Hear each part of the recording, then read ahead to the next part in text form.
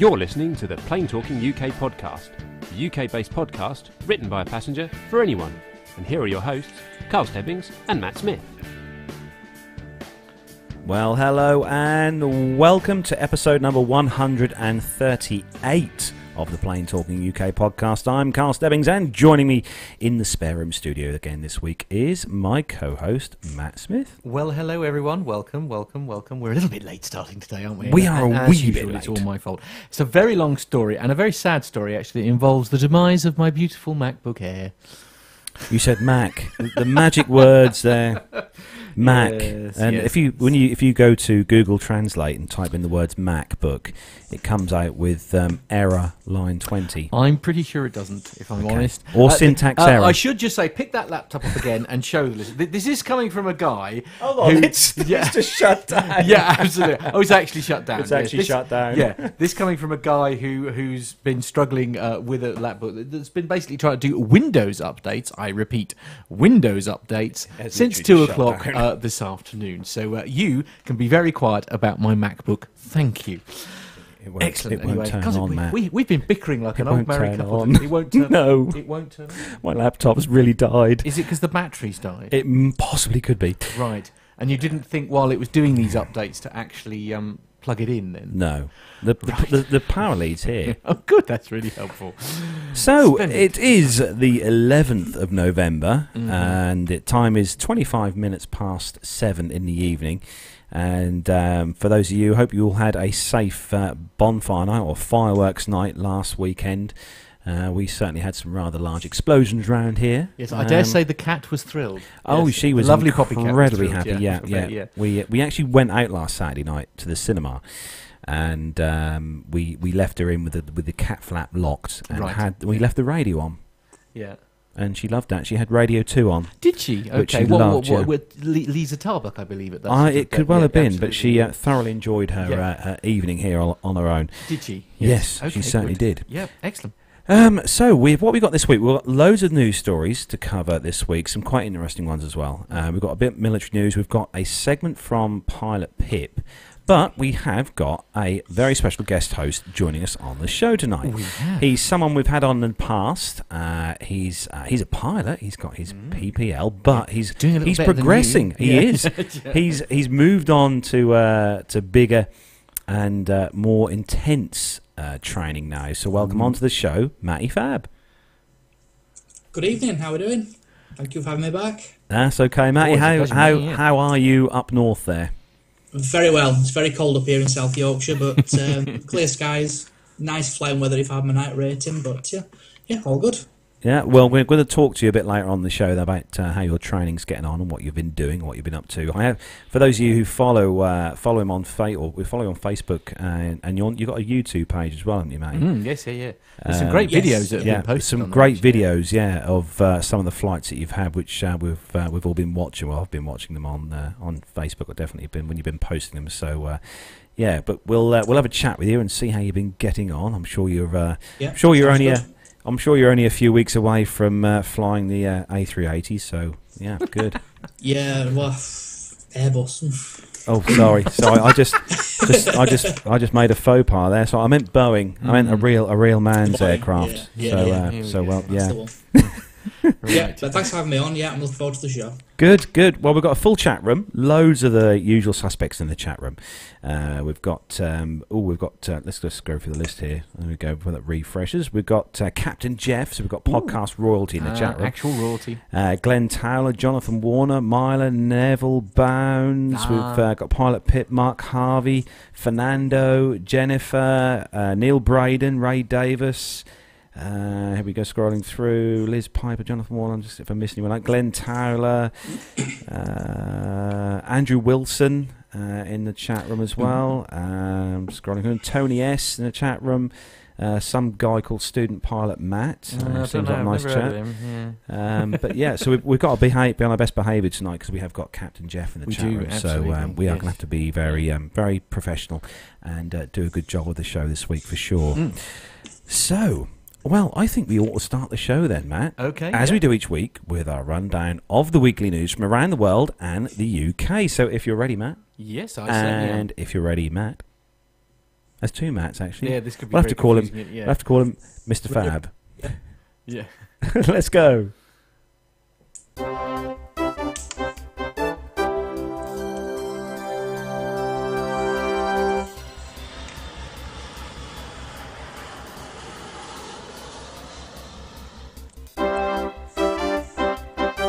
So, kicking off this week's first news story on the Toronto Sun website, this one. And the headline, Canadian airline offering all-in fares for as low as $20. Goodness me. So, a new Canadian low-fare airline could get you from Abbotsford to Halifax for less than $20 all in. New Leaf Travel Company, an airline out of Winnipeg that started operations in late July, is offering the one-way fares on routes across the country as a way of celebrating Canada. The ultra-low fares are available for every new route New Leaf currently flies. Our low-cost model is something that Canadians have been asking for, and we have been the first to deliver this option for Canadian travellers, New Leaf President and CEO Jim Young said in a news release. You always have to apply the uniqueness of your product and service to find marketable, and it serves that we are building a network that is a long-term and sustainable and not one that looks like all others. New Leaf, whose ownership group consists of 7 First Nations, has flown 80,000 customers since opening in July, the 25th of July this year. The flights are operated by Flair Airlines, which has been in business since 2003. The company also announced earlier this month that it would operate ground transportation services from Abbotsford International Airport to Surrey. From there, customers can take the SkyTrain to Vancouver. So there we go. We keep talking about these ultra low cost airlines. Yeah. So there's one there offering for the travel for $20. That's brilliant, isn't it? Which is about I don't know, 15 quid. Yeah, it's not. I don't know. It's very difficult to tell, really, given the way that all the exchange rates. Exchange rates, yeah, it's just so crazy. Paces. So difficult to say currently. But so I don't know what aircraft. I haven't actually yet heard of the airline. But that doesn't necessarily mean a thing, does it? I mean, that's. It's just it's a low cost airline. That does seem to be the way. I think airline carriers as we know them. I think they're an endangered species. If I'm honest, it says on the story there the flights are operated by an airline called Flair Airlines, F-L-A-I-R, Flair Airlines. They've been in business since 2003, and I haven't heard of them. No, okay. Matty Fab, have you heard of Flair Airlines?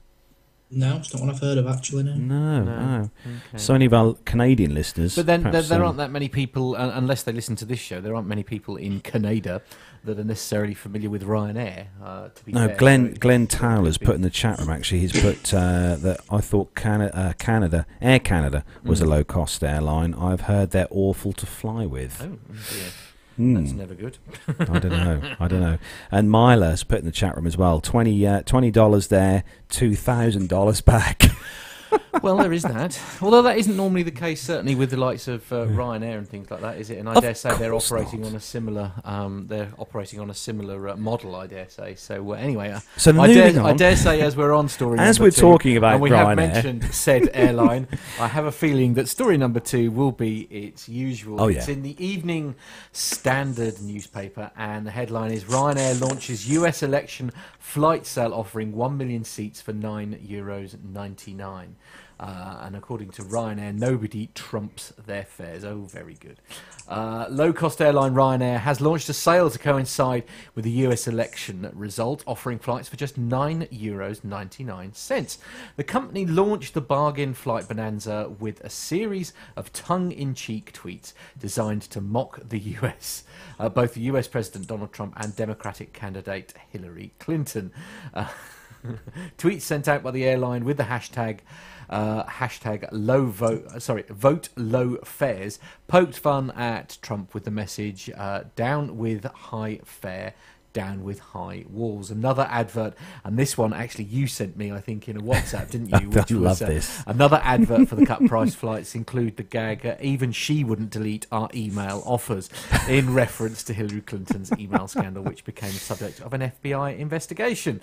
The Irish airline later tweeted no one trumps Ryanair fares in reference to the news that Donald Trump had achieved a shock defeat of rival Clinton to become the next president of the United love that picture. States. Yeah, let me just pop that up for you. For those of you in the chat room, the YouTube chat room, there's a picture there of the advert on Twitter, on Ryanair's Twitter account. It's lovely. I think he's got lipstick on and everything there, actually, it has to be said. But yes, it says that the billionaire property tycoon and former reality TV star stunned pollsters and analysts by claiming the keys to the White House in one of the most improbable victories in US history.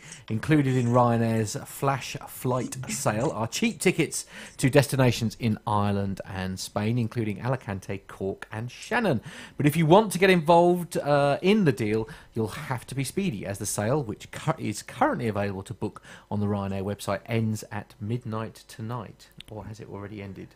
I don't know. Actually, that was today, so that's probably midnight tonight. Midnight tonight, so it's Friday night here. So if you're listening to this anything other than live, it's already too late, which is always nice. But yes, as I say, the Hillary Clinton one, it took me a little bit by surprise. It was a bit of a shock when Carlos sent it to me. I just got to pop that one up. If you're in the YouTube chat room, you can see that now, so funny. Which made me very much laugh. It has to be. I did say that we weren't going to sit here on the show tonight and talk about the what's been going on in the US with the elections and stuff. It's happened, and that's well, that's it. Yeah. This is things. So anyway, enough of bashing the usual. The next story is all for our guest to read. So next one's for you, May.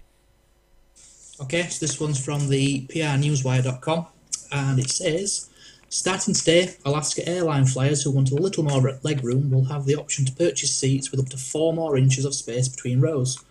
The airline will debut its premium class section for travel on select routes beginning on the 5th of January next year, as it continues a significant retrofit of its all-Boeing fleet. So they didn't bother with Airbus either.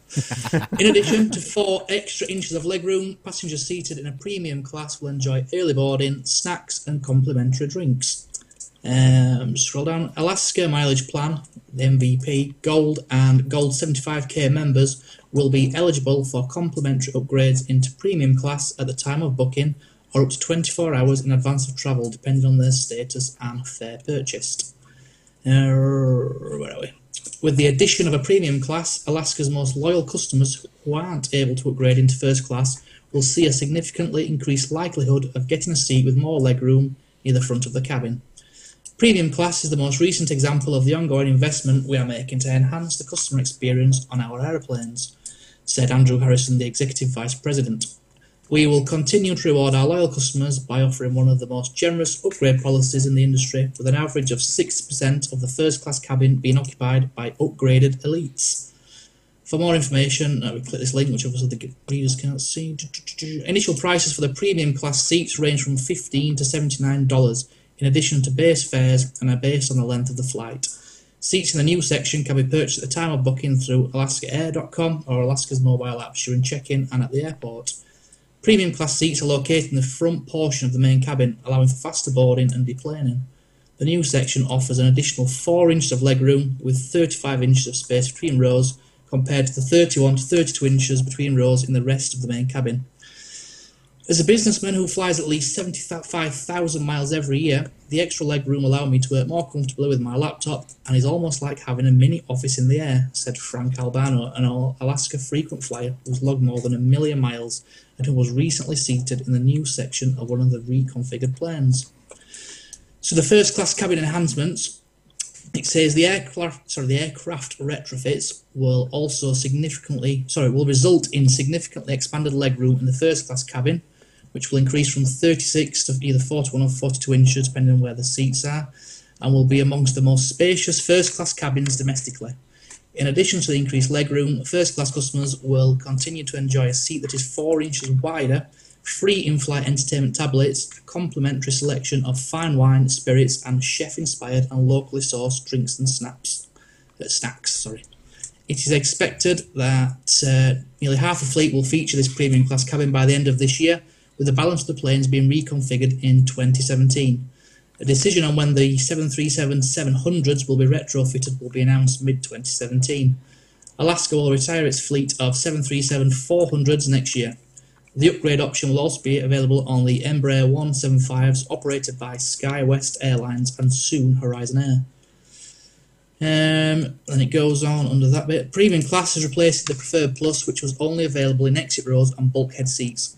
Customers on flights that have yet to be retrofitted can still purchase extra legroom starting at $15 during booking, check-in at the airport or through the Alaska Airline mobiles apps. Once an aircraft is upgraded, exit row seats will no longer be available for purchase. In the past 2 years, Alaska has made significant investments to improve the customer experience throughout the aircraft, providing customers more of what they love, which includes outfitting nearly half of its fleet with larger overhead bins that increase room for carry-on baggage by 48% and providing personal power outlets at every seat.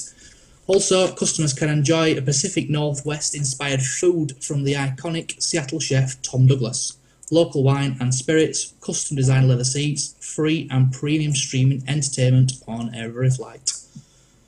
And it goes on to say I can book some seats, but so yeah, it looks like they're upgrading and making their seat pictures slightly larger for their frequent flyers, which is fair enough. You spend a lot of money, sort of. What this guy said he'd flown over 1 million miles with them. I think they're the kind of customers they need to keep hold of and very much so, yeah. and look after. To be fair, yeah. And they've also on their website they've got their own app, which most airlines do nowadays. Have their own apps for a purpose-built app for the Android you can download. To book your flights and stuff. And I just noticed on their app, when you open their app up, at the very top of the app, it does say Samsung Galaxy Note 7 banned from all flights. It does say at the top of there. But no, it's good to see it. There's quite a few airlines now, Mr. Fab, who are upgrading and stuff these premium economy seats, and having some of the airlines are having larger premium economy sections in the aircraft, which is good if you can afford the extra money, because I know it would have cost us quite a considerable amount more money to fly premium economy with BA last month. So yeah, absolutely. Yeah. It's, apologies, by the way, to everyone watching in YouTube land. We're having a couple of problems with Matty Fab's video. Unfortunately, for some reason, when he switches away from FaceTime and goes to a web browser page to read the story, for some reason it keeps pausing his video. So we'll just press on. We'll get a pause screenshot. Yeah, it's fine. It's fine. Yeah. It'll all be fine. Sorry about that. No, that's all right. It's just one of those things. I think it's when I'm maximising the screen to read it. I'll try and read it on. Is it frozen now? If it's no, not, it's not. It's working fine. You're fine. I'll not maximise the web page, and I'll just squint a bit. You've got to love a couple of tweaks here and there as we go, haven't we? I noticed we just had a text message from Pip, which I think you need to read, by the way. A text message from Pip? Yeah, I'll have to read that one from Pip. So I don't know whether it will change. I've got no message from Pip. Oh, right, okay. No. All right, I'll give you my phone in a moment then. Right, so next story. Moving on the thisismoney.co.uk website. The headline, shortage of pilots hits budget airline Flybe as a lack of routes also stifles growth. Budget airline Flybe reported a slump in half-year profits after a pilot shortage and a lack of available routes stifled its growth. The firm, which is the largest independent regional airline in Europe, said its expansion was hit by competition for trained pilots and that it grounded planes between 2014 and 2016 when it couldn't find enough routes to fly profitably. Flybe said its profits were further hindered by the fall in the pound after the referendum, which made loans priced in dollars more expensive. While sales in the 6 months, September the 30th, were up 12.8% to 383 million, thanks to higher passenger volumes, its profits fell 69.4%, blimey, to 7 million. The results come a month after Flybe parted ways with Chief Executive Saad Hamad, following a clash over its management style. Hamad are widely credited with bringing the airline back from the brink of bankruptcy, stepped down and walked away with almost £700,000. Simon Laffin, executive chairman, said that Flybe would continue with plans to open a new base in Germany. So, pilot shortage, there we go. I mean, Flybe is a popular airline that flies into our regional airport here at Norwich. Into Norwich quite a lot, International airport here, just down the road from us. It's quite a popular airline as well. They have feeder flights that go from here up north and also over to Schiphol in Amsterdam, I think, as well. Flybe go into there. What do you think of this one, Matty? It's good for people like me who's learning to fly. Obviously, the pilot shortage is becoming, visible, and you can see it out there. So it's good news, but it's bad planning because it's been on the horizon now for how long? This pilot shortage is coming, and then we've got airlines with planes sort of parked up, unable to fly them because they're not got the pilots. I mean they need to get bizarre. their hands in the pockets and sort of start sponsoring us poor pilots to fly their planes rather than sat there waiting for us to spend all our money and then.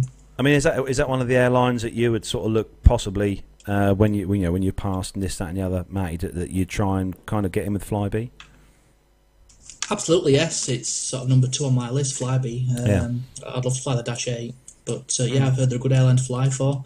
Somebody who learned at the same school as me, he's just got a job flying with them, and he absolutely loves it. Says they look for him, so yeah, I've heard good things about them. Pretty good. So moving on to the next story then. This one is for you, Matt. Yeah, certainly. And it's the Dallas News is the website. And the headline is America Airlines bringing faster Wi-Fi to 500 planes. American Airlines Group Inc. plans to install faster Wi-Fi on 500 more aircraft in its domestic fleet, bolstering an earlier order for Viasat Inc. while dealing a blow to current service provider GoGo Inc. American has more than 1,100 aircraft with Wi-Fi service, a number the airline said gives it one of the largest Wi-Fi equipped fleets in the world. Viasat's largest North American customer to date is JetBlue Airways Corp, which provides the service to passengers for free through a marketing partnership with Amazon.com Inc. In June, the world's largest airline split an order between the two Wi-Fi providers, with Viasat contracted to service on 100 new Boeing 737 MAX planes, and GoGo tapped to install its new 2KU satellite service on more than 130 Airbus A319s and A320s. The Viasat installations begin in the summer of 2017, while the GoGo additions will begin later next year, American Airlines spokeswoman Martha Thomas said on Wednesday. In early June, Chicago-based GoGo told investors about 550 American planes with its equipment are subject to de-installation at any time as Americans' option. GoGo said that it expected that American would exercise that right for many or perhaps all of those aircraft from time to time over the next several years. Viasat disclosed a large new order with its quarterly earnings report dated the 8th of November, but declined to reveal which airline per the customer's request. Carlsbad Calif-based Viasat operates its own satellites, while GoGo and Global Eagle Entertainment Inc. contract with other satellite companies. GoGo will, in fact, one of the companies being the one that we use our satellite with, by the way. Is that really? Yeah, I didn't know that. Yeah. And it's a company called Bentley Walker, and they do stuff in the States as well. Okay. So GoGo will still be outfitting other aircraft in our domestic fleet with its 2KU satellite Wi-Fi, and Panasonic continues to provide satellite Wi-Fi for our international wide-body fleet, Thomas said, adding that GoGo remains a valued partner.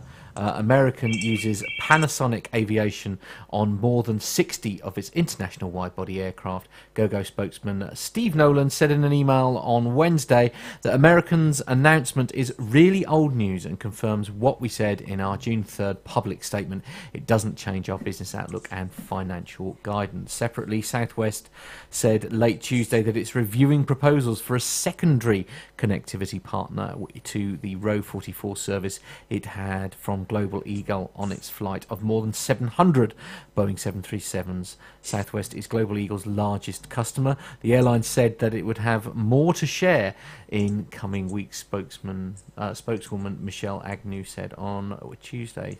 Southwest hasn't revealed which companies it's reviewing for the second service or how much of its fleet would be covered. Interesting. It'd be interesting to see, Matt. Just say, I mean, how quick are they going to be able to get this Wi-Fi on aircraft? Do you know what I mean? I mean, I don't think you're going to get fibre broadband speeds on. you're not going to be able to get 56 meg. I mean, you'd be genuinely quite surprised how much bandwidth is actually available through satellite. I mean, bearing in mind we're essentially using on our system that we can use out in the field. I mean, we can get 25 megabit, and that's on just a domestic connection. As far as they're concerned, so actually, I mean, the satellite done us proud at the yeah, Sealing at the Air Sealing, Show. absolutely. We had a really good. Yeah, absolutely. Good connection but I there. mean, we were getting downloads of sort of 25 megabit, and that's just literally by sticking a dish up and pulling it down. Obviously, their systems are much more sophisticated. But then, just how much stuff do you want to do on an aircraft? When you're if you're flying with people don't sit there and just enjoy being on an aircraft anymore, though, do they? They expect to be able to share that experience with.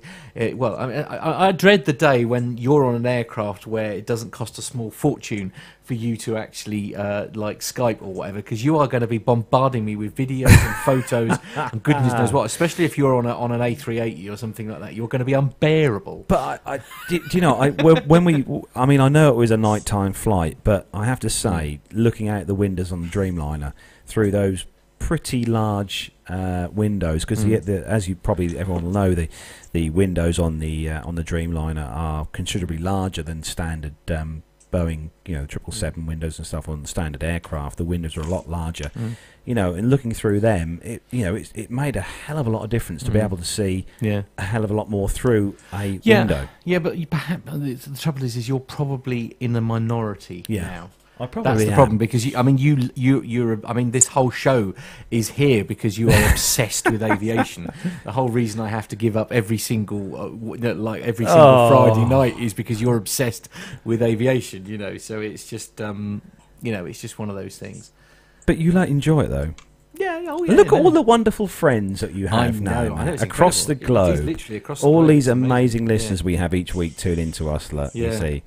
And but it'll be interesting to say. I'd like to try when they finish fiddling around with Wi-Fi on the aircraft. I'd like to go up on the aircraft for a flight and run the speed test with the one we use. Oh, what the two-way one? Yeah, absolutely. And see what kind of speeds you can get.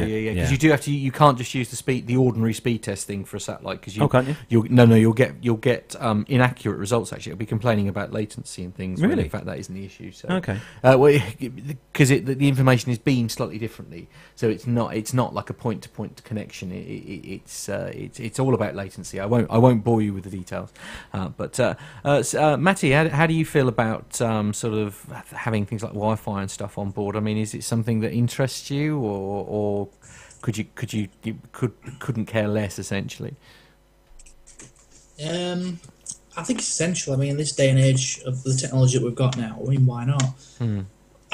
Carlos is sort of a band, if you like, where I can sit there and track myself on Flight Radar 24 and put the speedo apps and all that kind of geek stuff, which you've just laughed at us for, Matt. But to be fair, I mean, on long flights, what else are you going to do? Not everyone likes watching movies. Not everyone is so sort of comfortable flying. So if you take the mind off it, playing on the phones. People are addicted to the phones these days. It's a social sort of problem that's going on, isn't it? No one can walk around without looking up. So people feel sort of cut off almost if they can't do something. Yeah, they feel cut off. They can't cope when they can't look at the Facebook and the Snapchat every 15 seconds. It's a shame, but it's the way the world's going. So let alone 9 hours. Can you imagine? Yeah, exactly. I think the airlines have got to get on it, because it'll get to the point where people won't travel on airlines where they can't check the Facebook and post a live video every 5 seconds of the live, because that's what some people But I mean, as we know from what we do here in the studio, I mean, there are major issues when it comes to it's downloading is fine, but it's if people are wanting to post these videos online, it is the upload bandwidth that's the serious issue, and I don't know how, even with the most sophisticated of technology, how good you're going to be able to make that. It's a tricky one, really, because you certainly wouldn't. I think you would certainly struggle to do a sort of Facebook Live type thing whilst you're sat at the bar in the A380. I mean, it's just do you know what we should try and do? it would be so awesome if we could do a show from one. if we do manage to get across to Pittsburgh next year for the air show, and we fly with an airline that has Wi-Fi. Right. I mean, how cool would it be, Matt, to do a live broadcast from the aircraft? From the aircraft. I mean, I can't see them saying no. No, it's not. It's not that. It might cost a lot. It probably costs more than the flight. Yeah, it might do. But anyway, yes, on to the next story then. This one is with you, Matty. This is you, yep. Okay, then it's a slightly different one. Rather than a story, it's an airline review. So it's off the traveller.com.au website, and it's a review of the British Airways business class London to New York. So this guy, has he got a name? We'll call him Dave. Sure. Just call him Dave. It's Rob. Rob. I think Oh, right, okay. So he flew. So here it goes. The loyalty scheme which he used was the Executive Club. Just make sure Nev's listening. Yeah. Yep. Absolutely. I think that's his pen name. Oh yeah, Neville. It says it could be from Neville. Yeah, we'll call him Neville. So we'll call him Nev. So Nev, he flew from London to New York on a Boeing 777 in business class. He's doing that on 13J, duration of 7 hours 50 minutes, and the frequency. BA relaunches daily non-stop service in May 2016 after a 7-year break. Wow, didn't realise that. So the seat that Nev sat in was, they had 48 capsule-like seats spread over 2 cabins in a 2-4-2 arrangement. Alternate seats face each other, which is great if you're travelling with someone, but can feel a little uncomfortable if you're staring at a stranger. Divider screen provides more privacy, but it's lowered during takeoff, landing and meal times. Seats have an adjustable headrest, in-seat power, a large storage drawer, and recline to a 183cm fully flat bed. Okay, baggage. So this Nev had 2 check bags up to 32 kilograms each, plus you could take 1 carry-on bag up to a maximum of 23 kilograms, and 1 handbag / laptop bag. So I'm not sure which one Nev took. Handbag, I reckon. Handbag, yeah, possibly. And comfort. An infinitely adjustable seat and generous footrest make for comfortable dining and viewing, but the real benefit is the 183cm flatbed, which guarantees a few hours solid sleep. Entertainment. Compared with the large high-definition screens found in most business class cabins nowadays, BA's 10.4-inch system feels small, sluggish and chunky, which is a shame because there's a good selection of new release movies and TV shows. Delivery is via over-the-ear noise-cancelling headphones. Ah, cool. Okay, moves on to service. Attentive and accommodating with lots of pampering and treats. After a welcome glass of Henriot champagne, there are hot towels and a complimentary newspaper and a well-stocked Elemis amenity kit in a handy drawstring bag. Okay, food, so we never have to eat. The highlight of the flight for lunch, there's a choice of 2 starters, which is seafood or tomato and mozzarella salad. 4 mains, the herb-topped fillet of British beef with, what's that? Beaujolais sauce is delicious. Beaujolais. A cheesecake. Beaujolais. I'm from Yorkshire. We don't have posh stuff like that. Fair enough. Yeah. All right. We have gravy and ketchup. Yeah. Nice. A cheesecake. I thought I'd say it before Nev got Absolutely. Before the chat room livens up. Yeah. Drinks wise, there's a full bar with spirits, cocktails, and 2 choices of red and white wines from Italy and California. A few hours later, a delicious afternoon tea appears with crustless finger sandwiches, warm scones with jam and clotted cream, and an assortment of dainty cakes. If by some miracle you get hungry in between, there's a self-service club kitchen with fruit, biscuits, and... One more thing. BA's return to this route means it's now the only carrier to fly to New York from 3 London airports, which are Heathrow, Gatwick and London City. So, Nev's verdict. Well worth considering if you're going to or coming from the south of England, typical poor northerners. Not only is Gatwick an infinitely less stressful proposition than Heathrow, it's also much more convenient for many parts of London thanks to the non-stop Gatwick Express train into Victoria services. Although, to be fair... So, I was going to say, to be fair, that's unfair because you can have direct train straight to Heathrow as well. To be fair, because you go straight from Paddington, can't you, to there? So that's perhaps not the big amount, big excitement that they claim. But Yeah, it depends who's asked him to write this. I mean, it says here tested by Rob McFarland, who travelled as a guest of British Airways. So you can imagine if they knew it was on there, he's going to be over-pampered and looked after more than the average Joe would be, I would feel. Indeed. But to be fair, his rating was only 4 out of 5. Oh. Room for improvement then on a 4 out of 5. Room for improvement, obviously. He doesn't like the dainty cakes and the handbag. Well, no, so while Matty Fab was doing that story, I went in to get out of my cupboard here the one of the kits that we got given last month. Which is the very kit that they were talking about. Yes, it is. In this particular story. This was how did you end up with a first class one? Because we got given first class treatment last month with BA flying out. They're very kind. Fantastic crew, and they very kindly gave me and Gemma one of these kits each. You realise that Nev has probably got about he probably 20 has. of these. Yeah. So what have we got in there, Matt? We've got some flight socks. Yeah, some flight socks. You can't go wrong with flight socks. You can't. The eye mask. Splendid. I think this is how I should do the rest of the show. Hang on. Yeah. Look at that. I mean, it's actually a very good quality eye mask. And I'm not the usual sort of wearer of eye masks. Splendid. Absolutely. I think I should do the rest of the show like this. I can't see that there'd be any problem. For those of you who are listening to the audio podcast, take yourselves over to YouTube, and you'll be able to see. I can do my hair. One moment. This stuff here. Yeah, I found a coat. I presume there's a mirror, but I can't see the mirror. Yeah. Absolutely. Yeah, it's very nice. I'm just going to do my hair now. It's very nice. Yeah, you look lovely, dear. Thank you, darling. Lovely. Okay, yeah, I'm going to do the rest. So you get a comb. You get a comb with a mirror. Okay, let me see if I can find it. Oh no, that's a brush. Yeah, that's not a brush. So what's this? This is some kind of a. What we got here? No. Matt, just take the eye mask off. No, it's much more fun doing this. So in there we've got some toothpaste and a toothbrush. Right. There's an actual proper toothbrush and toothpaste in there. Okay. In the kit. What have we got there, Matt? It's, some lip balm or something there. Moisturising lip balm. Moisturising lip balm. Absolutely. Good night, Ray. Ray's now off. What else have we got in there? We've got face thingies. Cotton pads. Do you know what I have to say? Right, when I look through these, when we got given these first class amenity kits, I looked through them myself, and I have to say, 80% of what's in the kit is aimed, I really think, at women. Right. Okay. Yes. Okay. What? These especially, so that they can't hear their husband snoring. That's what. Gemini's those after I've had a night on the beer. A couple of beers. Yes. Absolutely. What we got? Renewing rose cleanser. What's one of those? I've no idea. I did have to ask Gemma what most of these things were. Renewing. Serum things. What's a rose, and why would you need to cleanse it? One of the nice things was a first class BA pen. Which is quite nice. There we go, first class pen, which is good. And all sorts of various moisturisers. It is a great little thing. Renewing moisturiser, firming eye serum. That sounds nice. And these are all produced by Aromatherapy Associates, all these and a deodorant stick. Now a deodorant stick, that's handy.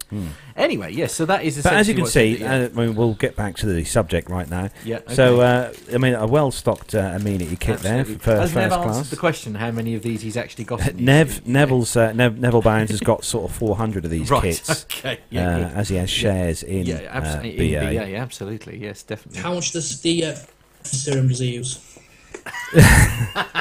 Yes, how much of that does he use? Yes, poor Nev. Yeah, pick on Nev. We are being horrible to Nev. Shall we move on to the next story? We'll move on to the next story. So the next story on Reuters.com site.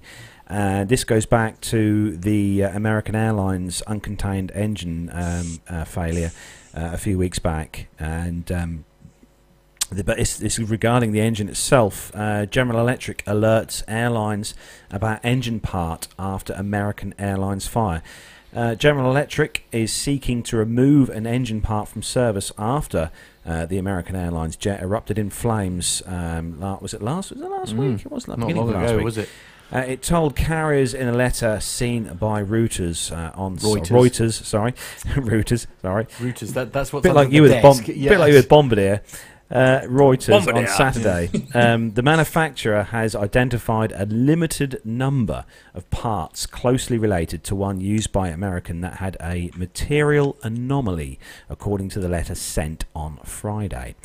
All but one of the parts are now out of service, GE said in a letter. It added that it was working with a single airline with the aircraft still equipped with the part to ensure the removal from service.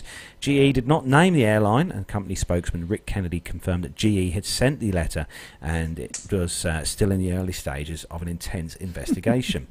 On October the 28th, American Airlines Flight 383 from Chicago to Miami aborted takeoff following an uncontained engine failure. A rare event which components spew from the engine and can tear through the aircraft cabin or rupture fuel tanks in the wings. The airline was flying a Boeing company Boeing 767 aircraft with CF6-80 C2 engines made by GE. In this instance, the failure caused a fuel leak that resulted in a fire, but no one on board was seriously injured. American Airlines spokesman said that none of the company's aircraft in operation had the additional parts that GE referred to in the letter.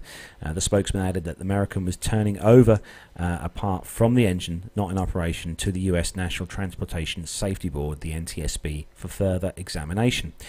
US investigators have yet to assign blame for last week's incident. However, they said on Friday that a so-called Stage 2 fan disc in the engine showed what appeared to be cracking. The disc's corrupted material likely indicated the manufacturing defect either by parts or metal maker, said Jim Hall, a former NTSB chairman. In the letter, the GE stressed the reliability of its CF6 engine, which it said has flown more than 400 million hours since the 1970s. GE will update engine operators if action is later required, the letter said. Bloomberg earlier reported news of the letter from GE. And, well, there we go. So a bit more information on that, because that was quite a serious fire. Remember the passengers escaping down emergency exit slides in that particular incident. That was the week where we had that one and the FedEx, the cargo one. Remember, it skidded off the runway. That was a bit of a rough week there. But as it quite rightly says, though, these engines have been in service on a lot of different aircraft. And you know they're not exactly brand new engines. These CF6s at all. Been about for a while, yeah. But yeah, it's. Did you get a chance to see the video of that, Matty, on YouTube of the evacuation for that American Airlines flight? Yeah, I saw them all last week as they were on the news. Yeah. Yeah. It's not good, but I think they're just sort of make sure nothing happens in the future. Make sure these engines aren't in there, because if they had another uncontained engine failure, and they knew about its cracking, it's going to go back to them. They're going to be liable, aren't they? So I think they're just covering their own backs, basically, just making sure that they're as safe as possible. So moving on to the next news story. This one's quite a nice news story for you, Matt. It's a low-cost carrier in the US, but it's a really good story. I like this one. Okay, yes. So this is on I'm not really sure what that is. PRN Newswire. Yeah, the PR Newswire. PR Newswire, and it's a Sison company, which is always nice. Southwest Airlines honoured among military-friendly employers. Oh, that's good news. So this was released in Dallas on the 10th of November. And they announced today that it has been recognised as a military-friendly employer by Victory Media, publisher of GI Jobs and Military Spouse. This is Southwest's 8th consecutive year on the list. So they've been on the list since 2010 to 2017.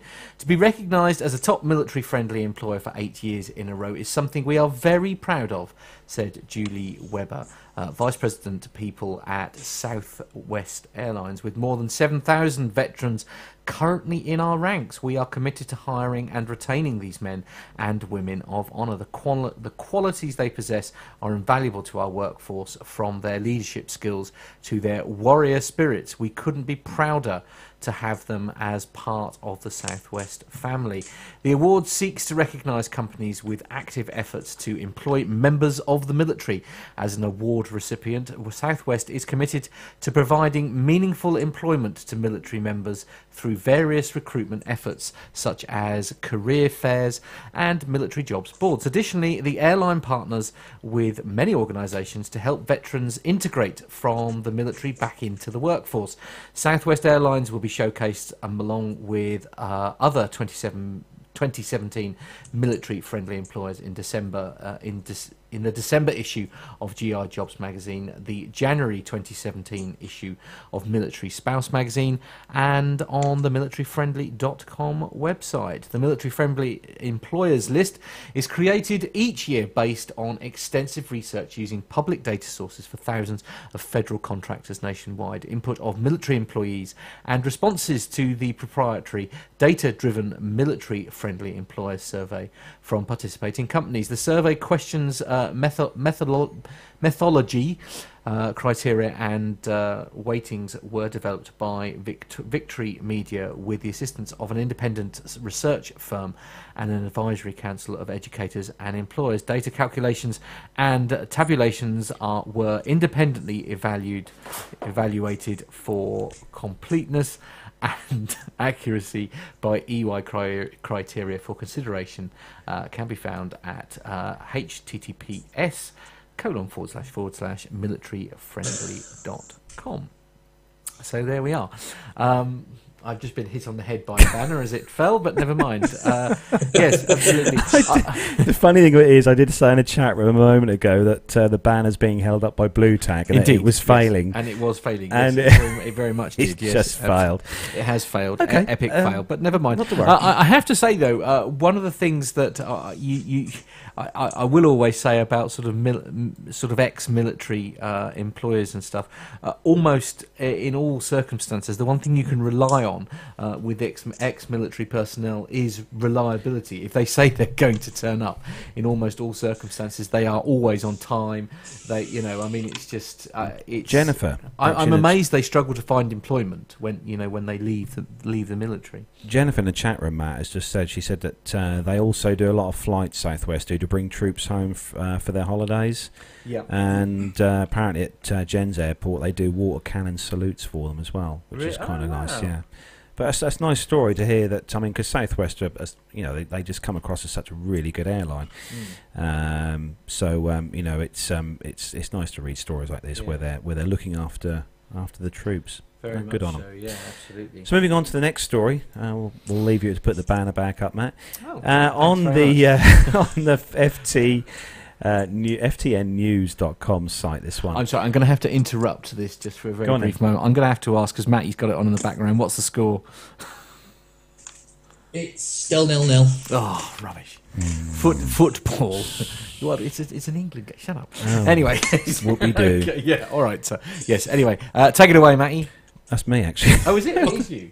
No, it's my turn. Oh, is it your turn? Yeah. I've sat and read this one through already. So. Oh, okay, sorry. God, blimey. I'll do the banner.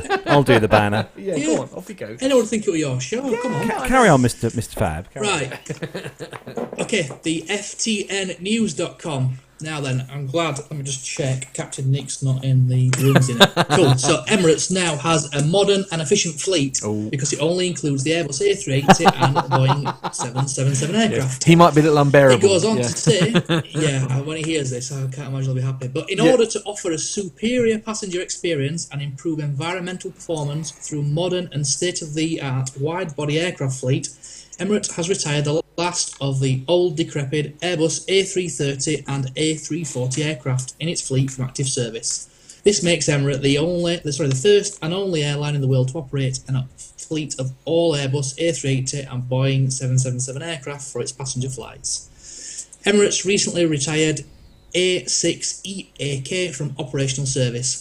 The aircraft was the last of the 29 Airbus A330 aircraft that had been operating as part of its fleet. So Echo Alpha Charlie joined Emirates in 2002. It's flown over 60,000 hours, travelling close to 45 million kilometres in 14 and a half years. That distance is equivalent to almost 60 return journeys between the Earth and the Moon. Emirates has also phased out Alpha 6 Echo Romeo November, the last serving Airbus A40 in the fleet, which had joined the airline in 2004 and was originally manufactured in 1999. Since January 2015, Emirates has retired 18 A330 and 5 A340 aircraft from its fleet. The average age of the Airbus A340 and 30 aircraft phased out from the fleet is 16.5 years, a figure which is well below the industry standard retirement age of 25 years. In addition to the aircraft that have been retired from active service since January 2015, Emirates plans to phase out some further 25 aircraft over the course of 2017 and 18 to ensure that the operating fleet remains modern and efficient while offering customers a higher level of comfort and safety. The retirement of older aircraft is balanced by the introduction of younger, more modern aircraft into its fleet. This has resulted in Emirates operating one of the youngest fleets in the industry with an average age of just 5.2 years. The two youngest aircraft in the fleet, Emirates' 85th A380, is the first of a new generation A380 aircraft delivered in October 2016, and Emirates' 125th Boeing 777-300ER are less than 2 weeks old. He's definitely doing that on purpose. Go on. He's definitely doing it. He keeps saying Boeing. He's definitely doing that on purpose. He's saying Boeing. He's not saying Boeing. No. Boeing. Boeing. Sorry, Boeing. It's the accent. It sounds like you're just saying Boeing. No, we leave that to Captain Nick. Carry on, Matty. Carry on. That's Captain Nick's name. I like Boeing. Right, They've scored, by the way. Matty's a Boeing man. Right, Emirates' fleet of Airbus A380 and Boeing 777 aircraft will also have a smaller environmental impact, as both aircraft types have better fuel efficiency and emissions performance than the retired aircraft. For the calendar year 2016, Emirates will have taken delivery of 36 new aircraft, 20 Airbus A380s and 16 777s. This also includes the next generation Boeing 777-300ER aircraft with upgraded business class seats and other features, including a lower fuel burn ratio, to be delivered from November 2016. Emirates is currently the largest operator of the Airbus A380 and the Boeing 777 aircraft, with 85 A380s and 160 Boeing 777s in its fleet. Out of the 234 aircraft worth over $112 billion that Emirates has on its order book, 150 will be the new Boeing 777X aircraft that will be delivered starting 2020. The aircraft will feature a range of passenger-focused amenities on board, including larger windows, higher ceiling, and a wider cabin, in addition to being more fuel efficient than the older aircraft. So there you go. So they're phasing out the A330. Oh, they've retired them all now. A330 and A340s. Yeah. Just looking on. They're all A380 and 777 now. While Carlos gives us a quick, you might want to quickly look at your TV behind you. Oh god, boring old football. Anyway, moving on to aviation. Not happened there. That's why we're here. So moving back to the fleet numbers again. I was just looking at the on the Emirates fleet list and stuff, and they're actually five of their five of their 777-300s. So 5 of their 300 series 777s are moving on to Cathay Pacific in 2018. So they're going to give some of those to Cathay Pacific, or sell them to Cathay Pacific. They've just retired their 747s, haven't they? So they're replacing them with newer aircraft for themselves. Absolutely, sounds good. So yeah, there we go, a bit of information for you there as well. So moving on to the next story, which is on the ShanghaiDaily.com. This is probably one of the most interesting stories we've had again on an episode for a while. The headline: Man buys a used Boeing aircraft for 8 million yuan. Yen. Oh, okay, yen. I thought that's Y-E-N, how you spell that. Okay. Oh, it might be. Perhaps I'm wrong. £3.50. Yeah, absolutely, yeah. So a 30-year-old man from Gangnam City, I hope I pronounced that right, Gangnam City in southwest China, Sichuan province, has purchased a retired Boeing 737-300 aircraft in the United States. However, the shipping and assembling fees were even higher than the plane itself. Right, yes, okay. The man surnamed Ning has long been an aircraft enthusiast, maniac since he was a child. He brought the aircraft in June for over 3 million yuan. I think that's yuan. Y-U-A-N. I'm probably wrong. Anyway, it works out at $447,000, excluding the shipping fee. Right. The engines and the electronic devices on board have been removed. Ning was an enthusiast in aviation technology in company in Beijing that specialises in import and export to set up 5-people team to deal with the shipping issues of the aircraft. It took the staff more than 1 week to disassemble the aircraft and put all the parts into 16 shipping containers, which were later shipped from Arizona on September the 26th. Ning said the aircraft will be assembled in Beijing and then transferred to Ganghan. It will be placed in an aviation culture park next to the Civil Aviation Flight University of China. The expenses covering the shipping and assembling cost Ning more than 5 million yuan, including installing a 1 million yuan flight simulation system. Now, Matt, did you put the pictures up? I was trying to, but go. For some it keeps freezing when you get to things. So I don't know quite what's going on there really. But what's that? $446,000 was that on that story for that aircraft? Yeah, I know, such a crazy amount of money. Whatever that is. So that wasn't including its shipping fees and everything on top. I mean, no. he must have been looking at half. I mean, but then, as it did say in the story, he does actually specialise in sending large objects. So I suppose he had availability, perhaps that you or I wouldn't have. He hasn't got to send it by UPS. Is essentially what I'm. We covered a story. Do you remember, Matt, the other week about that family that had brought the Sea King and turned it into a kind of holiday home caravan sort of thing, which was quite awesome. I must say it was a really, and it was. We actually wanted to go and rent it to go and sort of stay in it, didn't we? Yeah, it would have been great. Yeah, so I got it to work now. Those who are watching on YouTube can see the pictures that we're talking about. If you are listening to the podcast, it is shanghaidaily.com is where you'll find the pictures, and if you use their search engine and look for "man buys used Boeing," you'll find the pictures that we're putting up now. It's Jonathan Warner's put it's a good investment. It is, yeah, absolutely. As I say, strangely ironic that it actually costs more to get it to where he lives than it did to actually buy the damn thing in the first place. It's not as if it's going to rust away, I suppose. Well, I suppose so. It's aluminium, isn't it? I suppose so. It's not going to rust as such. I wonder if Captain Nick's going to treat himself to one. Yeah, with all these A340s all being sort of dumped and thrown away and scrapped. Yeah, Captain Nick could easily treat himself to a sort of an A340, couldn't he? Really? Yeah. And, perhaps that's something he could look into. You never know. Or Captain Al, he could have one of these A330s at Emirates. I don't know if Mrs. Al will allow it. That's the issue. Not. In the same way that you don't have a turbine engine in your back garden from a story a few months back, where it's been turned into a chair. It's because Mrs. Stebbings will very much say, "Oh my goodness me, you and I are no longer married. Get out." I know. That sort of thing. But anyway, yes. On to the next story. Yes. Good news if you are here in the UK. For a change, Insider Media Limited is the website, and the headline is Birmingham factory to make Airbus parts for a $1 billion contract, which is very, very exciting. A global precision engineering group has secured a $1 billion, that's £884 million contract with Airbus to make key components at its facility in Birmingham, where it employs almost 500 workers.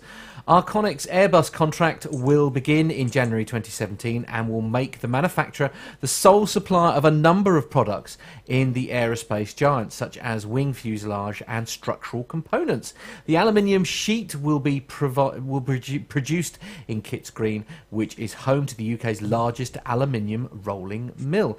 Klaus Kleinfeld, chairman and chief executive of Arconic, Arconic, I am saying it right, said this large contract is a further important step to expand our leadership position in the aerospace industry. We are proud that Airbus has chosen us to support their fastest growing technology advanced programs.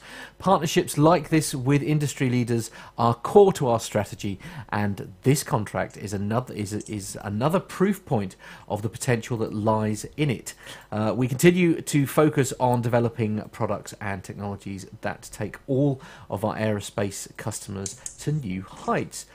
Alcoa acquired historic engineering brand Firth Rixson, now Arconic, for £1.4 billion in 2014. Last week, the Alcoa Group split into two parts, Alcoa and Arconic, and the Kitts Green contract is the first announced by the Arconic company since the official separation. Arconic can trace its history back 128 years and now has more than 42,000 employees across 156 locations, supplying products for aircraft, trucks and commercial buildings. In the UK, Arconic employs approximately 2,800 workers, as well as Birmingham. The business has operations in Leicester, Exeter, Glossop, Bradford, Matlock, London, Redditch, Runcorn, Rotherham, Tamworth, Telford, Welwyn Garden City and Sheffield.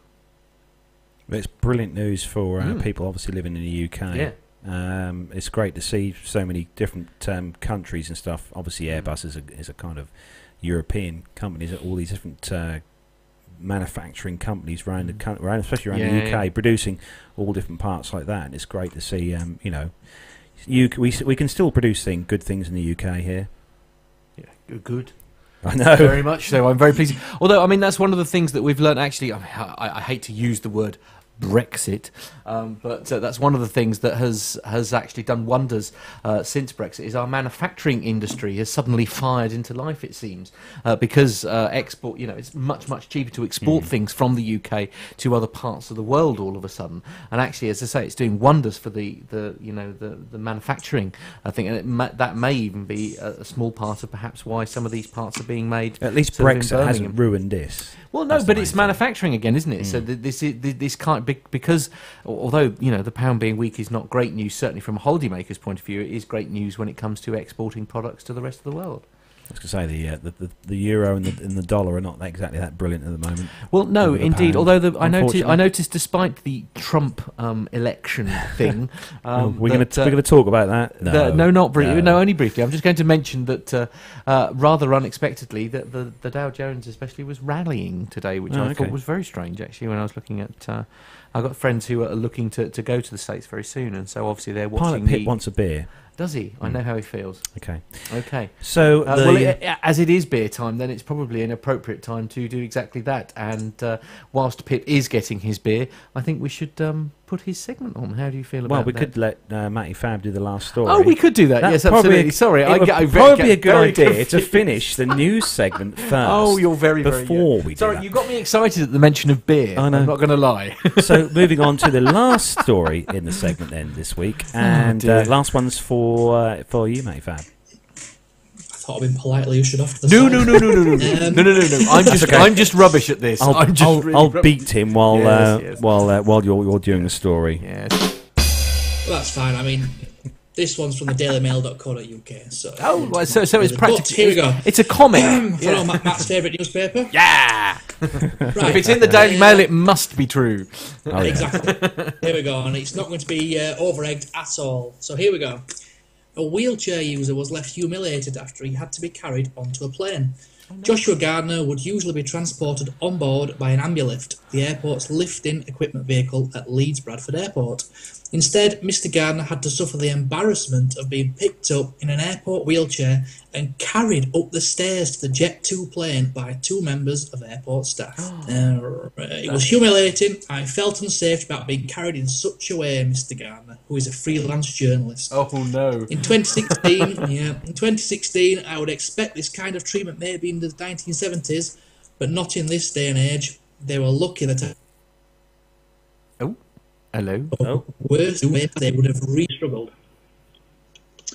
Mr. Gardner, who's been in a wheelchair for more than 10 years, said he felt unsafe while being carried because the chair he was put into had no side guards. He could have fallen out. He was confined to a wheelchair after falling ill from from a disease in 2005. Mr. Gardner previously took part in a BBC expose on airport security, which saw. This is terrible writing. Which saw it's the Daily Mail, of course. It's terrible writing. But, I'll try and add some Yorkshire English to it. Which saw him, I would assume it means, hide items in his wheelchair through security at Leeds Bradford Airport. No way. A Leeds Bradford Airport spokesperson said, at the time Mr. Gardner was travelling, one of the two ambulance vehicles on site was out of operation. In such circumstances, the procedure is to lift the passenger onto the aircraft. This is a safe and standard manoeuvre which was undertaken after speaking with the passenger and evaluating the lifting procedure. We will take Mr. Garner's feedback into account, but would like to reassure him that this is standard practice when an ambulift is unavailable. Mr. Garner added, if the ambulifts were out of service, then fair enough, but this is not safe or dignifying alternative to the ambulifts being out of order. Mr. Garner was so outraged by the incident that he posted a video of him being carried onto the plane on social media while in Paris. On his return flight to Leeds Bradford Airport, he claims to have had the most secure transfer plane he has ever had. Up to five members of staff were on scene to securely strap him into an ambulift. However, he claims that he was approached by two border police officers at passport control who says tried to intimidate him into deleting his tweet regarding the incident. Mr. Garner said, I can't believe border patrol officers are involved in something like this. But anyway, I'll carry on. Yeah. I was approached by border police officers who I believe had been waiting for me. They even said, Josh, to call me over. If I called him Bob, it wouldn't have done much use, would it? I'm still unsure how they knew about the situation or what flight I was on. I just don't understand how they knew which flight I was on and how they were wasting time asking me to delete a tweet. I doubt they were just walking around and someone told them that you need to get this person to delete something from Twitter. All it did was make... Oh, it's terrible. All it did was make, my mum especially, feel really intimidated, and I felt like they were going to arrest me. I told them that I did not need to delete the tweet. I have now put a complaint into the Home Office. Oh blimey. God, blimey. Right, let's finish it off. The police spokesman said two police officers were approached in passport control by an external employee based at Leeds Bradford Airport. The person asked if the officers could speak to a member of the public and asked him not to publish footage of the external employee that he had taken. One of the officers explained that there was no law in taking the footage, however they would speak to the member of the public to see if an agreement could be made. The officer spoke to them and asked if they would consider not using the person's image. The member of public stated they would use the images but agreed to pixelate the person's face. This was the only police contact in the matter. Mr. Gardner had arranged a meeting with Leeds Bradford Airport tomorrow in regards to both incidents. Now, it's a family show, so I'll not swear, but I mean... That's very good of you, thanks. Yeah. But the problem here is the guys at the airport are in a catch-22 situation. They are, yeah, absolutely. So this happened, I understand. He's in a wheelchair and he's not, ideal being lifted up by two agreed. guards or whoever into the plane, but the ambulances were out of order. So yeah. if they had said to him, I'm sorry, we can't lift you on, you can't get on the plane. You can't get on your plane. He'd have been writing about that as well. Yeah, absolutely. Either way, they were going to lose, essentially. I mean, he got on board the aircraft anyway. Exactly. It's not absolutely. as if they stuck him on the wing and put some cable ties on to hold him. He got on board the aircraft safely enough. Yeah, they carried him on. I mean, if he was that, this sounds terrible, and I'm really sorry. I don't mean to cause offence, but if he was genuinely that felt that his dignity had been so demoralised, I suppose, for want of a better word, then his alternative is to request, that he be transferred to another airport, go to another airport where perhaps the said lifts are in service. Owen has said, actually, Matt, in the chat room, he absolutely, said the way he was carried on board is not exactly unusual. No, indeed. I mean, and it looks like it's been. No hands are where they shouldn't be. It was they used one of the chairlift thing. They used like you used for an evac, didn't they? I mean, as we saw in the picture when we pop it up. So he was on a proper supported chair to actually to go up and to go up the thing. I know it's not ideal and it should have been an ambulance, but if it's out of order, as Matty says, the alternative is to not be able to get on his flight. So I mean, either way, I feel really quite sorry for this airport here because they aren't going to win, are they? They can't win either way. No, it's a catch-22 situation. Yeah. It's interesting that he's a freelance journalist as well. Anyone just thinks trying to get his something published in the paper, but maybe that's just a cynic in me. I'm not sure, but I think either way, the guys here at Leeds Bradford couldn't have won. They've lifted him onto the aeroplane. I mean, look at the pictures there. They've got the front and the back of the wheelchair. He's going up the stairs with the guards on the side. Yeah. How else are they going to do it? I mean, I've never been in a wheelchair and touch wood, I never have, and it can't be nice, but I don't understand what else they could have done apart from not putting him on the plane, I mean, which I'm sure the next would have best been thing even is more outraged about. Yeah, absolutely, the next best thing's a transporter from Star Trek, and I'm afraid they haven't been invented yet. So, but again, if you're watching on YouTube, you can see, and if not, if you say dailymail.co.uk, and in their search engine put wheelchair and humiliated, and I dare say you'll find these pictures directly. I mean, nobody's physically carrying. He's in one of the sort of like evac chairs, for want of a better word. So I mean, and two people are carrying him up the stairs. I'm really sorry, and maybe I'd feel differently if I was in his shoes. Maybe, perhaps, I don't have that problem. I'm quite lucky. But I mean, like, if said machine was out of action when me and Mum flew last time, Mum wouldn't be worried about it. I know she wouldn't be worried about, as long as she could get on the plane. That's all she care about. I mean, those guys have lifted him on and probably gone above and beyond by lifting him up there. Agreed. And now they're getting all this grief for it, and the pictures on Twitter and all these people that like to take things over the top, sending abuse their way and stuff. I mean, it's not fair, is it? I mean, I agree. I think I agree, and I'm sorry that this guy feels the way he does about the treatment that he's received. But as Matty quite rightly says, I mean, they're in a catch-22. They can't win either way, can they? Mash is in the chat room. She's put, nowadays, everyone who's outraged over anything will get into the Daily Mail. Mail. Sorry. Very good. I think my 6-year-old can get in the Daily Fail with the grammar and the writing. It's terrible. Absolutely terrible. Yeah, absolutely. Not going to disagree with you there. Well, we got one last story that's not on the list there, but it's one that I said to one of my good friends that I'd run this week on the show.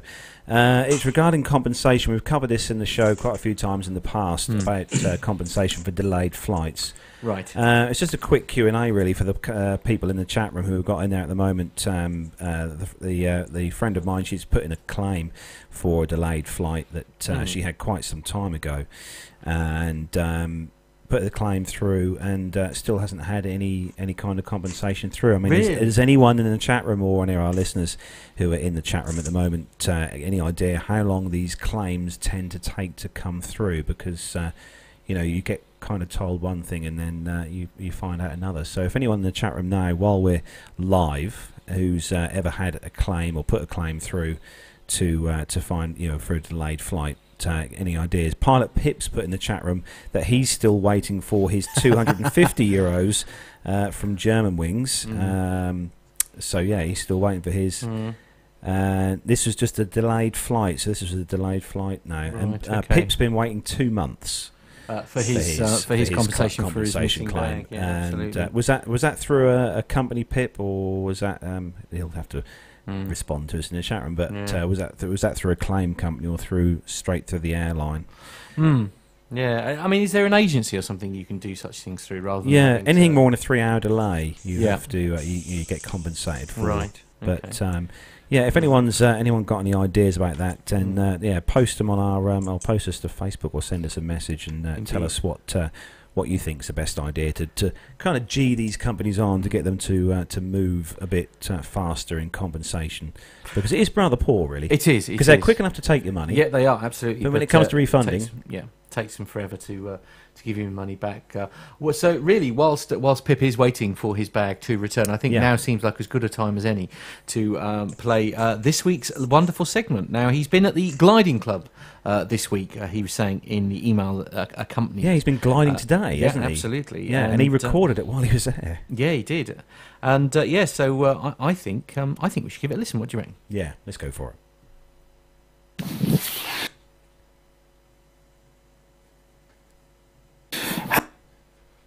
Plane safety from the flight deck with Pilot Pip.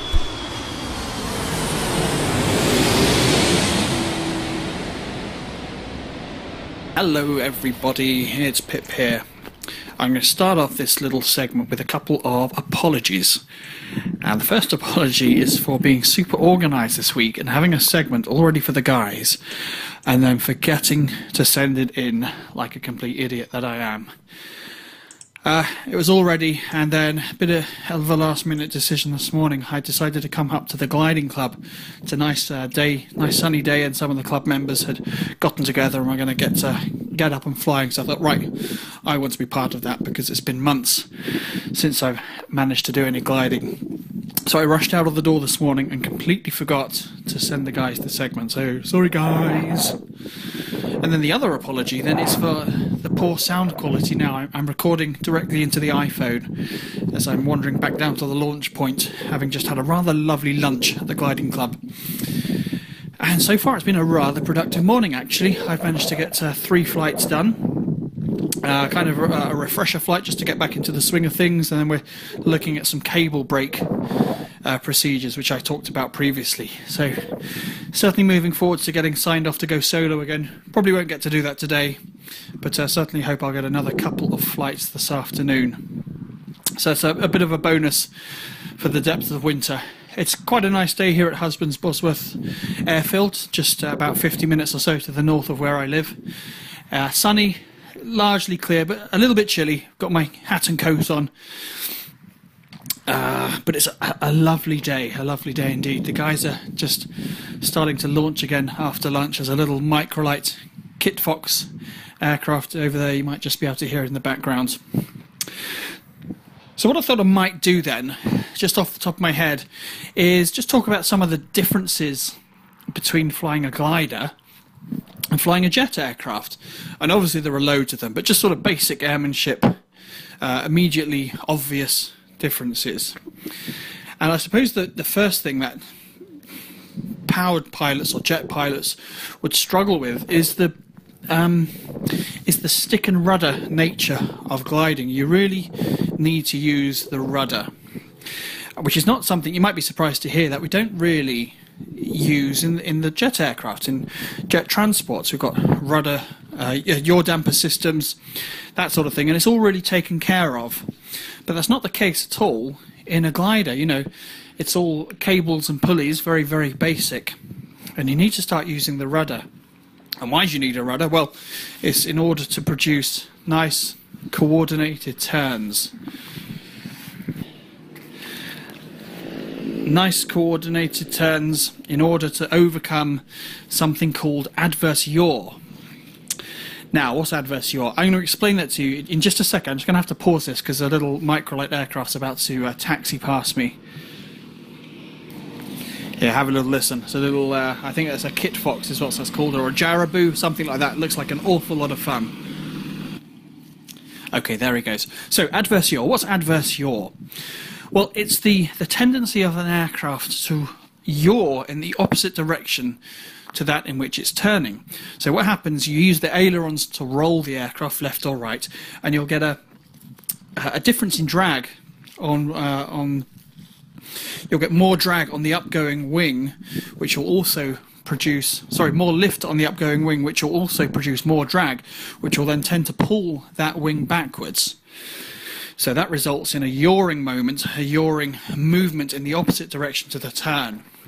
And that's a very inefficient, messy way to fly. So to overcome that, you need to use the rudder to produce a yawing moment in the direction of the turn, to get a nice coordinated turn. And actually, you've really got to work your feet in a glider. I think jet pilots or power pilots are often surprised when they try gliding for the first time how much coordination is involved between feet and hands. I know the instructors here at the Gliding Club are always rolling their eyes and going, oh, you know, you jet pilots forgot the basics. And I think that's true. And, well, how do you know if you're in a coordinated turn or not? Well, actually, after a little bit of experience, you can really feel it. Seat of the pants stuff. You can feel when the aircraft isn't balanced. But we have a little slip string on the canopy of the glider. Now, this is an extremely high-tech, advanced bit of equipment. What it is a piece of cotton, sort of the thing that your nan would knit with. A piece of cotton which is just sellotaped to the canopy. And if the airflow is straight across the canopy, you know, straight down the fuselage, then that bit of string will be straight. If you're uncoordinated or out of balance in the turn, then that string will be deflected off in one direction or the other. So you can see that by the movement of the string and apply more rudder to correct, or less bank, if you like, to correct. So that's a lot of fun. That takes some getting used to. What else is different when flying a glider? Well, Lookout is one thing that's different, and it shouldn't be, I suppose. In an ideal world, you'd be looking out for other aircraft just as much in a jet airline or any other aircraft as much as you would in a glider. But actually, I think it is a different story. You know, if you're on a 5-hour flight in a jet aircraft as a pilot, I think it's rather a lot of effort involved to spend those whole 5 hours or whatever the flight length is looking out the window, scanning the horizon for other aircraft. You know, I think people tend to get quite lazy and they start reading their company-approved manuals, not the crossword, that would be naughty, or doing other stuff. But certainly in a glider, one of the core skills that they drill into you is looking out, sufficient lookouts. So you're always looking above, below, left and right, because you'll be sharing the airspace with possibly quite a large number of other gliders as you're all in the same thermal, circling, trying to gain altitude. So you really got to be very aware of what's around you. You know, looking before you turn is a basic skill, and probably one that's easy to forget coming from years of flying, you know, in controlled airspace under radar environments. So that's something to watch out for as well. Look out. What else is different? Well, I suppose the really obvious difference is the fact that you don't have an engine in a glider, so you've really got to be aware of how much height you've got to play with, because you can't obviously make a missed approach, you can't go around. So you really got to pay a lot of attention when you're coming into land. You've got to make sure you've got an excess of height, and you can then manage that excess of height using the air brakes. So they're not really air brakes, they're spoilers really. They're more used to increase your rate of descent. Use pitch for airspeed and the air brakes for rate of descent. But you always want to be in a position when you're flying the circuit, when you're coming back to land, to have excess height to lose, because you don't want to have not enough height, because then you risk not making it into the airfield and ending up landing short, and that way lies all kind of dangers. So you really got to plan your circuits. We have the high key points and the low key points in the circuit, and you need to know at what altitudes or what heights you're going to be there and be able to plan your circuit accordingly. And that depends a lot on the wind as well. You know, if you've got a little bit of a tailwind, then you might want to make your low key point in the circuit a little bit earlier than you would with a stiff headwind. And that's one of the other big differences as well, is wind and the environment, you know, the atmospheric environment around you. I think an experienced glider pilot becomes very adept at judging the wind and instinctively knowing from which direction it's coming from. There goes one of the gliders now, have a listen. Oh, being pulled up on the winch launcher. They're obviously practicing winch launch failures, because the instructor's obviously just pulled the cable at just a few 100 feet. And that's interesting. He's electing to turn downwind and fly a circuit. Now, just eyeballing that from the ground, I would have thought that the safer option would have been to land ahead. So he's immediate actions when on the cable brake, shove the nose down, get into a recovery attitude, get your flying airspeed back, so typically about 60 knots, then make a decision. Can you land straight ahead, or are you going to turn back around and fly a low short circuit? Look, here he is right above me now. He's flown a short circuit now. He's going to land very far up the field, which is fine. That's very safe. Well, that's interesting. I was glad I was able to capture that on this audio here. That's precisely what I'm going to be practicing this afternoon when I get back up, is doing these cable brake failures. That's nice. And now the buggy's going to go and rescue him. And then I forgot what I was saying. Oh yeah, wind. So yeah, you really got to be aware of the wind, because that will affect hugely your circuit. You know, you don't want to let the wind, a stiff crosswind, blow you too far from the airfield. You know, a tailwind is going to have all sorts of implications for your launch and launch failures. You know, a tailwind, if you get a launch failure with a strong tailwind, then your options for landing ahead are going to be much reduced. Although, you know, you shouldn't really be launching into a tailwind, but there you go. So wind is another thing. Well, look, I've been jabbering on for 10 minutes or so, and I don't have the ability to edit out all the waffle. So I'll leave it there. Until the next time, when hopefully I'm a bit more organised and remember to send in my segments on time. Take care, everyone. Fly safe. Pip out. Oh, Thank you very much, Pip. absolutely, that was wonderful. The noise I that know. it caught as it just went whizzing by was just absolutely. It sounds daft. It's so silent. This whole gliding thing sounds really good to me. It does. I Absolutely. like I'm the amazed you haven't ideas. tried it. Actually, I I'm know. amazed you didn't do that first. A lot of people do gliding first, don't they? Normally. Yeah, well, it's a cheaper option. It's far absolutely, cheaper than the yeah. way I'm See doing if you it. like it first. Yeah, to see if you like flying. But no, it sounds really good. Pip's actually in the chat room now. So, Pip, did you have a good day gliding? I dare say you did. Have you ever had a chance to do any gliding at all, Mr. Fab?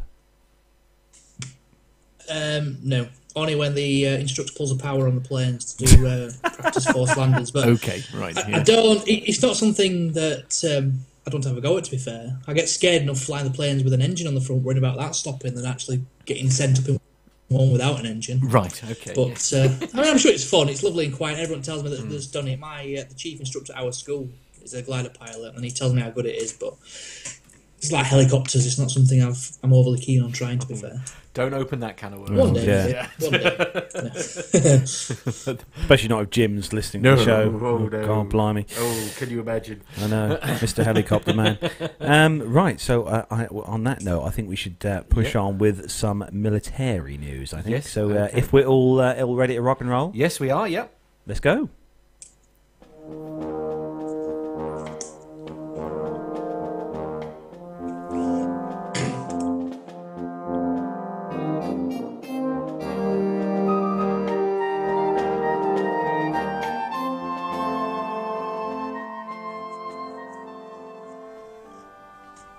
So the first story on the military news segment this week, a bit of a serious one because these fly over here quite regularly.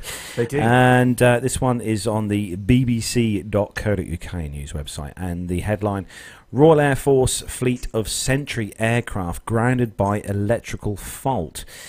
These aircraft, if you live in and around the UK, probably seen these aircraft. They're the ones with the rather large rotating radar dome on top. These are based on the Boeing 707 passenger aircraft with obviously a lot operated fuselage, and engines as well are operated from the originals. But you've probably seen these flying around the UK.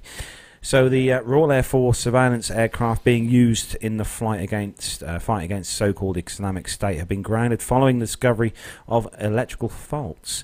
The fleet of 6 Sentry E-3Ds, including 2 assigned to help the air campaign in Syria and Iraq, could be out of action for several weeks, the Royal Air Force have said. The fault was discovered during a routine technical inspection, it added.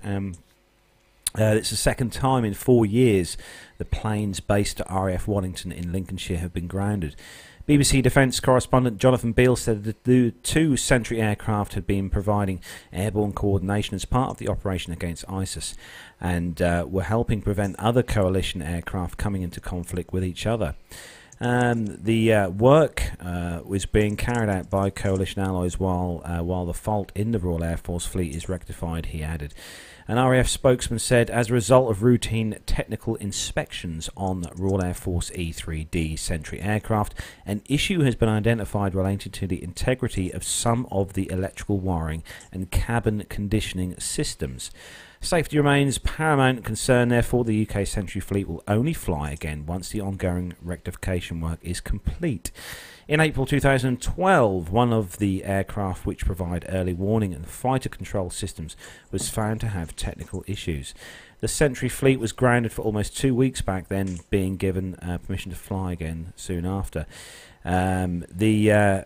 The aircraft's make is used by a number of other air forces across the world, including the US, France, and by NATO as well.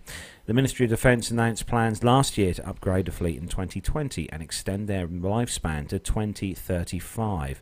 But according to defence specialists at IHS, all other countries which operate the aircraft have already upgraded them. But the Ministry of Defence cancelled plans to do so in 2009 because it was unaffordable in the current financial climate, they said. A defence source told the BBC that there's been incremental upgrades to the fleet to meet defence requirements, and that the current issue was being found during routine inspections. Now, Matt can put a little picture on the screen there for those of you in the YouTube chat room who are not quite 100% sure on what the E3 Sentry looks like. There we go. Like I said, you can't miss these flying above the skies. We had one fly over earlier on this week, actually. But no, worrying really with these, because they are, like I said, they're quite an important part of the Royal Air Force. But I'm guessing you've probably seen one or two of these flying around your way, Mr. Fab. Yeah, I mean, Waddington's not too far from us. Yeah, we see them up and down. Yeah, they do touch and goes, but Leeds and up at Doncaster sometimes doing pilot training. But yeah, you see the odd military thing up here. Yeah. But what I don't understand is, though, so obviously it's the broken down and ground of these aeroplanes, one of our, main source of defence. Why are we advertising this so all the Russians and the ISIS and everyone else knows that they're out of action? That is kind of because I dare say, despite what they're saying, there is actually a plan B somewhere. So I'm pretty sure. So, but I'm pretty sure that this how wouldn't. Frail our military system is. I mean, we've got no aircraft carriers, we've got no sea harriers, we've got no AWACS up there. It's like, British. I don't think this would be public knowledge if there wasn't some method of protection in place, because I don't think even our military or our bigwigs at Westminster are stupid enough to sort of let stuff like that get Actually, out. Michael Miklos in the chat room has said that the Sentry has a long flight endurance of up to 18 hours for that aircraft, which is... and Jonathan Warner's said that they're based on the KC-135, but with a slightly wider fuselage. Well, and he is our resident expert. And he is our expert, Absolutely, he would know. So moving on to the next story. Yes, certainly. Yes, the next story. This is on the Diplomat website, thediplomat.com, and the headline is India orders 83 new fighter jets, 15 helicopter gunships, and 464 tanks. God, they won the lottery. In stark contrast to the little things that, as we were discussing moments ago, that we seem to have in stock. Hello, I think it might be 2-0. Is that right? Yeah, 2-0. Absolutely. Yeah, stop it. Yes. I kept it quiet. You did. That's very good. Absolutely. Yes. If it weren't for my big mouth, nobody would know. So anyway, Matt, has India won the lottery? India's Defence Ministry. No, but we're 2-0 up. Do you need that mic moving? No, it's fine. India's Defence Ministry has also signed off on the purchase of 598 mini drones for the Indian Army. The Indian government this week has cleared the purchase of Made in India military hardware, including new military aircraft, unnamed aerial vehicles, and tanks under Prime Minister. I'm not even going to attempt. Anyway, the Prime Minister of India, his so-called Made in India initiative, according to local media reports. The Indian Ministry of Defence Acquisition Council, headed by Indian Minister of Defence, another name I'm not even going to try and pronounce, signed off on the procurement of 83, is it Tejas light combat aircraft, LCAs, 15 light combat helicopters, 464 T-90M Bhishma main battle tanks, and 598 unmanned aerial vehicles on the 7th of November. No contracts have been signed to date. The Indian Air Force, the IAF, plans to induct a total of 120 Tejas LCAs, a supersonic single-seat, single-engine, multi-role light fighter aircraft.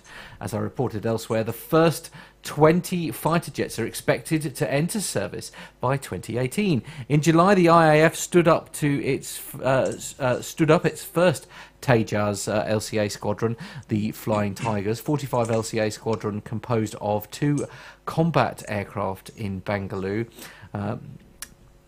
And the LCA was specifically designed to replace the IAF's ageing fleet of MiG-21 and MiG-23 aircraft, and has been under development by the Aeronautical Development Agency in cooperation with, I want to say, Hindustan Aeronautics Limited. I'm very sorry about the pronunciation. Yeah, something like that. Since the 1980s. India's LCH is another military aircraft currently under development by HAL. The armoured attack helicopter has been specifically designed for high-altitude operations and high-altitude warfare, similar to combat operations during the 1999 Kargil War. 4 LCH prototypes are currently undergoing weapons integration. The Indian Army's Army Aviation Corps has plans to purchase 114 helicopters, whereas the IAF plans to get 65. As I reported previously, HAL has already kicked off a serial production of the LCH, although no contract has been concluded so far. The T-90M Bhishma is a licensed product variant of the Russian T-90 MBT, which is in turn an upgraded variant of the older T-72 model. The Indian Army also operates an older T-90 export variant, the T-90S. India is operating 800 to 1200 license-built T-90s, T-90 Bhishmas and T-90 MBTs, divided up into about 13 tank regiments, depending on what sources are consulted. A May 2015 estimate by the diplomat put the number closer to 500. India plans to field over 2,000 T-90 variants by 2020. The T-90 MBT will be manufactured by the state-owned Ordnance Factory Board, and in the past has been assembled at the Heavy Vehicle Factory, the HVF, Avadi, in the southern Indian state of Tamil Nadu. It was not revealed what type of mini-drone the Indian Army will procure. Total acquisition cost will be roughly $10 billion, with $7.5 billion allocated for the Tejas LCA, £2.02 billion for the T-90 MBTs, and $436 million for the LCH. The cost for the mini UAVs was not publicised. I was just looking up. Yes, in answer to your earlier question, yes, I think they've won the lottery.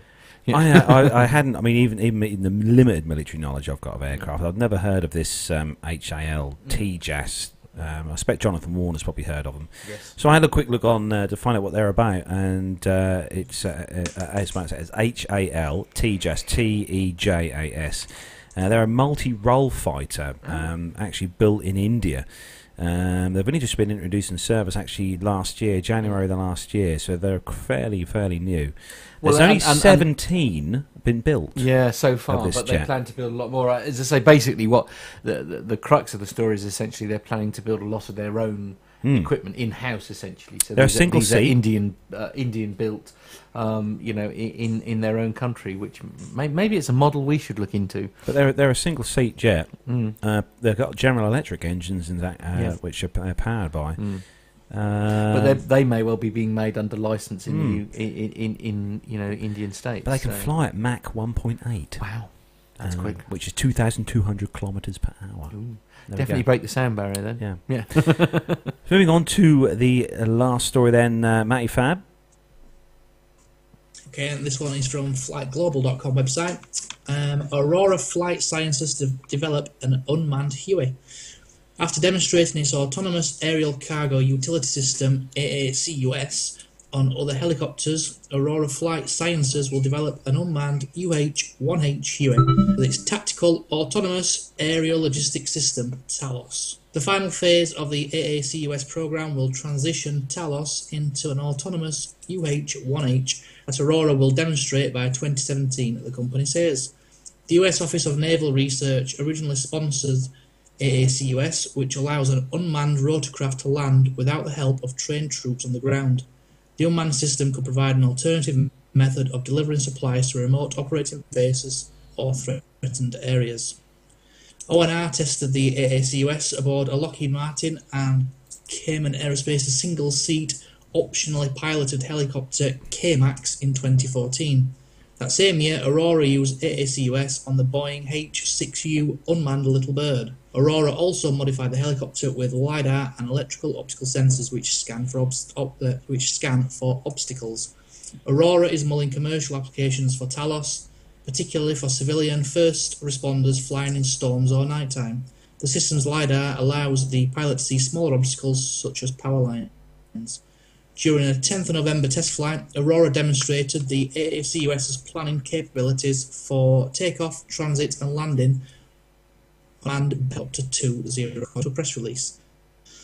The company has demonstrated Talos on at least 3 manned Bell 206 aircraft, but the system could be integrated into any manned or unmanned rotorcraft.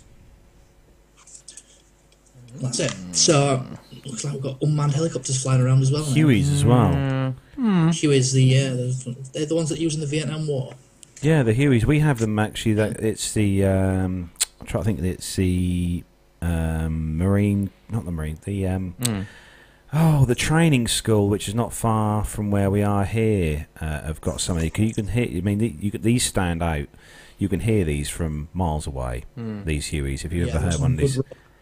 They've got a very distinct noise when these fly, Matt. With the rotor blades rotate, and you can hear them. You know they're Huey straight away as soon as you hear them. Okay. Like a bit like the Chinook. The Chinook has got that's even I know that's got a very unique noise. But these are quite a large and helicopter. Well, not a large, but they are a fairly sort of decent sized helicopter. It'd be interesting to see one of these being unmanned. Seeing one of these being flown unmanned. Yeah, very interesting. I mean, that is the ultimate radio-controlled helicopter, though, isn't it? I mean, it would be. It's the ultimate. It's very true. Yeah, absolutely. Yeah, very true. Yeah. And I have very, very grown friends who would be a little bit like a kid in a sweet shop if they could get their hands on a full-size helicopter and fly exactly the same way they do their little one with a camera on. I tell you, a lot of these little mini UAVs or mini drones that you can buy online now are controlled by apps with your phone. Yeah, you can actually have the control panel on your phone and control them using your phone. I don't like that because my phone is prone to crashing every once in a while. Really? What, your new phone? Yeah. It's made in Russia, isn't it? Oh, yes, sorry. So there we go, that's the end. Do they still build these? Sorry, I'm saying, do they still build Hueys? I thought they were old aircraft, or are they still in production? I do not know. I'm sure Mr. Warner in the chat room Mr. Warner will no doubt correct us any moment. But unless the ones that they are building are literally with the unmanned element in, so they might still be building them. But they were actually introduced into service in 1959. The two now old thing, but they were very, very capable back in the day. But I'll tell you what, the number of these built, these Hueys, actually, Matty Fab, there was 16,000 plus of these built. Wow. Of the Hueys. There's plenty around, there, isn't there? There's plenty of surplus stocks that doing nothing, which can put these systems onto to. It does say they're in limited service, so So moving on then from our military segment, let's we have a little chat with Matty before we close up today about so how are things going with you then, Mr. Fab? Because obviously you passed your PPL earlier on, and you've been progressing on to move on to bigger and more technical things. Yes, so it was about just over a year ago when I got my PPL last October.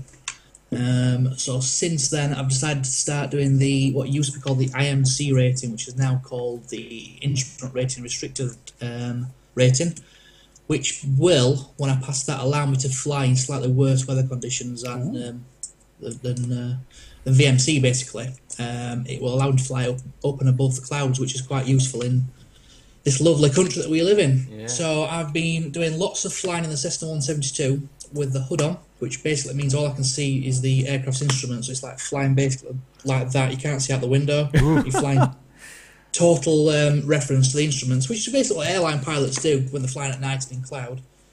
And how are you finding that? Not because I want to fly in and above the cloud, but more of to make me a safer pilot and to get me out of trouble if I ever get stuck in weather, because apparently it's one of the biggest killers for VMC rated pilots when they're flying to IMC. Wow. So, you don't want to fly. That's the main reason for doing that. So like you've seen from the videos, I've been flying around with the hood on, learning to.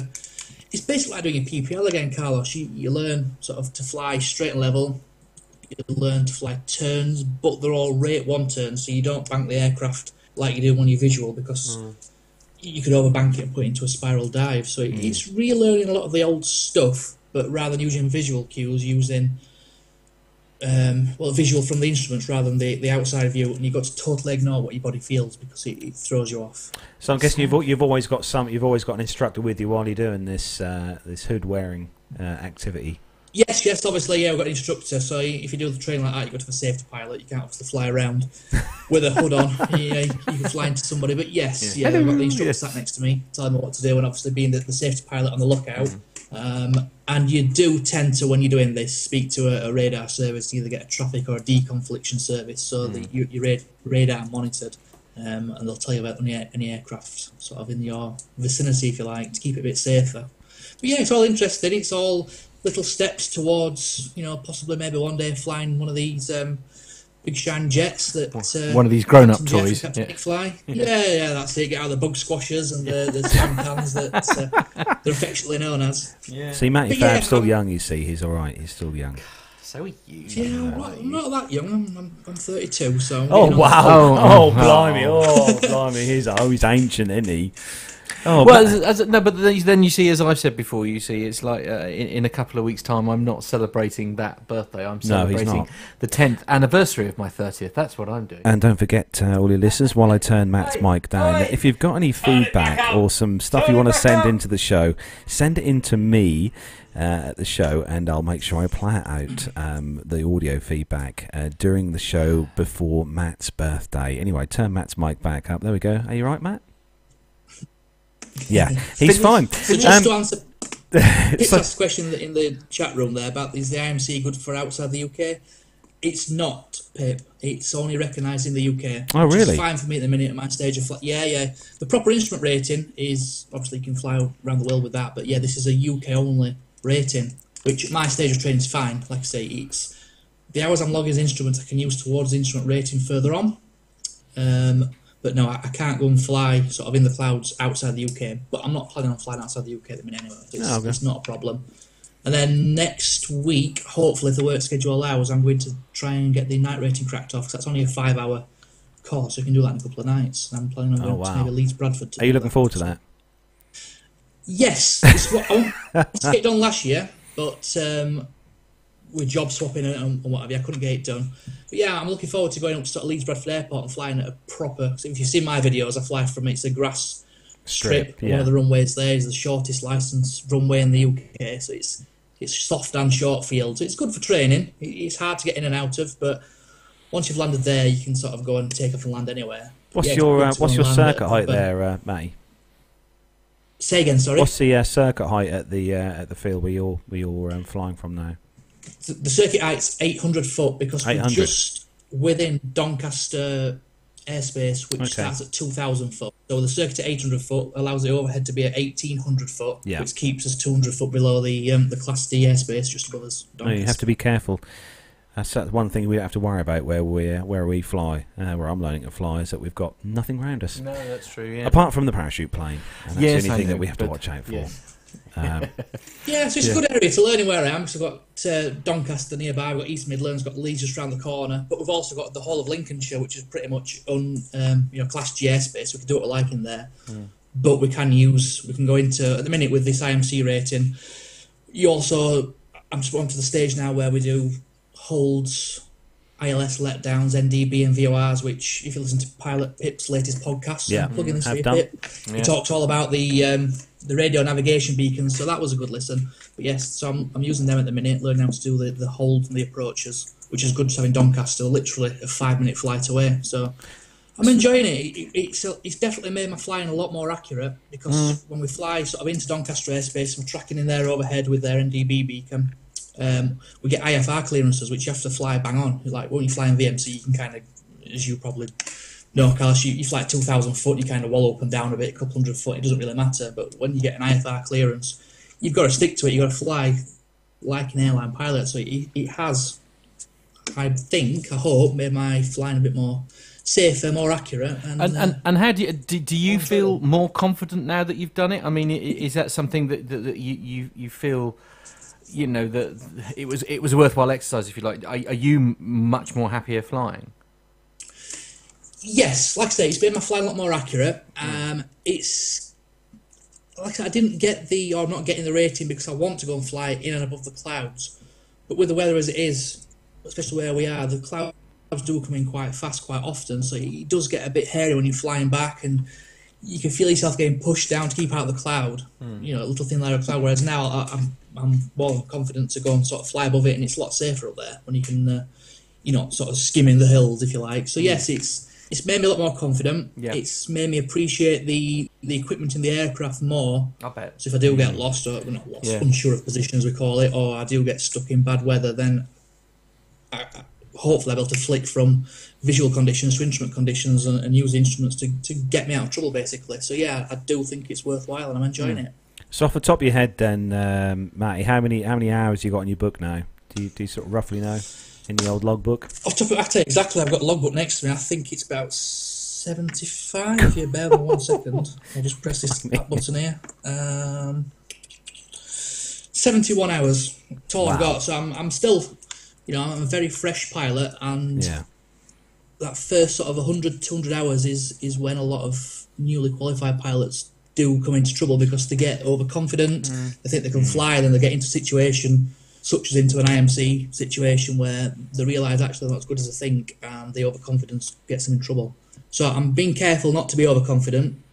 This is why I've done this rating, to make me a safer pilot. So hopefully I can get to where I want to be rather than be a statistic. And what your friends and family kind of thought about the whole process, Matty? They kind of, happy and glad that you can now kind of take them anywhere they want to go in the UK as such, without having to worry about traffic? No, my mum and dad don't like flying. They never want to come in the plane with me. They don't like going on holiday on planes. I like your mum and dad. They sound amazing. I've had the oldest lad up in the circuit a little while ago last year. I've not had the wife up yet, but they kind of leave me to it. I've been an aeroplane geek, all my life, and all since I met my wife. I've known her 10 years, so she kind of just lets me get on with it. When I talk to her about it, I get enthusiastic. She has no idea what I'm talking about. She just smiles and nods at me.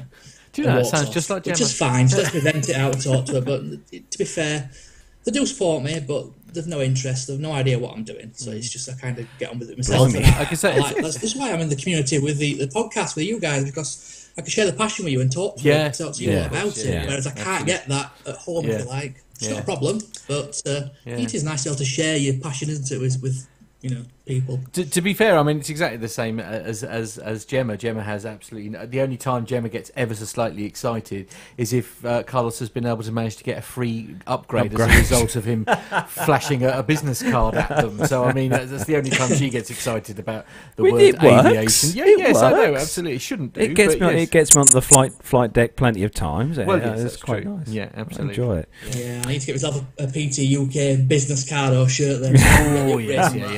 Leave it with us, actually, I'm doing a little bit more, but on that note, to everyone who's listening to the show, we have been in contact with our T-shirt person this week. Oh, hooray! Yeah, I have. I've been in contact with our T-shirt person. Please, do not send one to Pip, because he'll only grout his bathroom. No, we're not.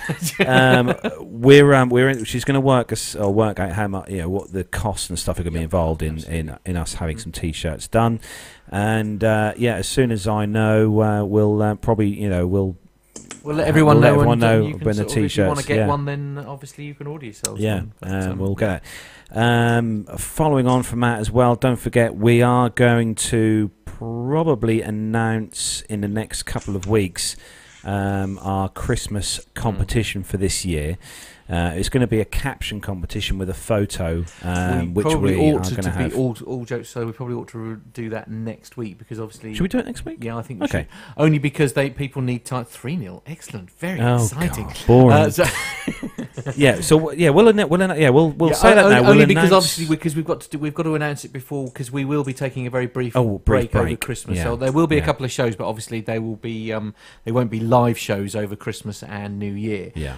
So obviously the week before that we will have needed to have done the announcement. So I think we should announce we will announce next week then the caption competition for our Christmas special show. And you were showing me some of the prizes, or are you going to do that next week? We did show. I did a little preview on Facebook earlier this week with a couple of the prizes we've got, but our top prize actually came through the post this week. Which is a pretty awesome prize.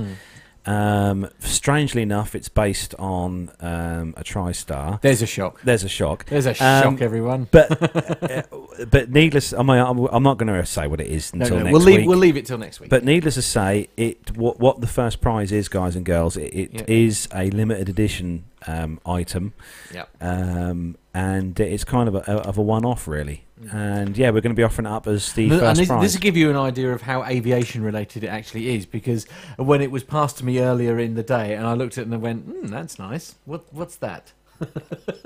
So that gives you an idea of. So how I had to explain to Matt what it absolutely. was, and I still have no idea, but nothing. But it is a pretty awesome prize. I have to say. So yeah, we've got that coming up. So we've got that coming up next week. We'll announce, and we'll put the picture. What we'll do is we'll announce the competition next week, and the picture will go up on our Facebook page. Yep. And what we'll do as well, if I can try and tie Matt down for 10 minutes to play with the website. What I might get Matt try and get Matt to do is to sort of stick the photo on the website. That's fine. So you can kind of go on there and do the competition. Enter your thing. You want them to enter via the website? Well, you could do. We could do, but we'll do the entries via the usual. That sounds challenging, everyone. But the picture will be from our trip to Riyadh. So it's a really good picture that was taken by Dan Hannington. Excellent. So we go. That will be next week. So yeah, we're going to wrap things up, I suppose. Now, really, it's getting late. It's 9:15 in the evening. Yeah, absolutely. And England are actually winning for the first time ever, 3-0. I have to say, one of my new best friends in the chat room is Fernando Ildio. He loves the TriStar, so he's a top man. Well done. So, and Jennifer as well. Jennifer loves the TriStar, so I'll be marrying her next week. Splendid. You're already married. You're not allowed to do that. It's called bigamy if you get married. Okay, sorry. Absolutely, and it's frowned upon. To get in touch with the show if you want to, you've got several ways to do that. How can you do that? First obvious option, as I say, social media. So you've got two places to do that. It is facebook.com/Plain Talking UK. That'll take you to our Facebook page. Our Twitter handle is so it's twitter.com obviously, and our Twitter handle is @Plain Talking UK. And of course, if you want to go to the website, find out all about the show, take yourselves to www.plaintalkinguk.com, and on there you'll find various links, including links to our Patreon, if you want to use the Amazon link in order to buy your purchases, because we get a sort of an advertiser's referral fee if you do that. It doesn't cost you anything at all to do that, but we get a few pence every time you do that. And that's pretty much it. Obviously in the PayPal links as well. Meet the team. You can learn a little bit more about me and Carlos and everyone who's involved in the show.